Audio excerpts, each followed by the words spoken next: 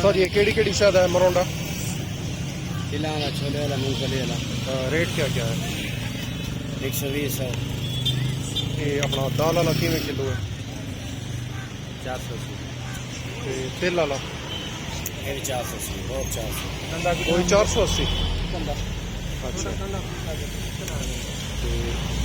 तेल वाला सब दे दो थोड़ा बहुत, तेल वाला भी थोड़ा सा सब दे दो। तेल वाला कितना दो? 50 रुपये का।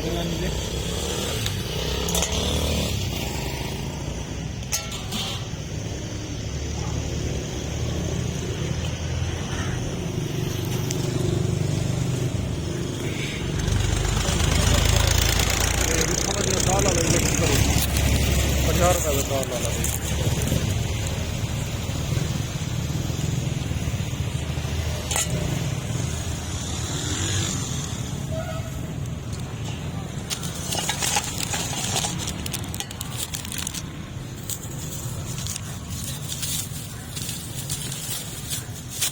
ये रखो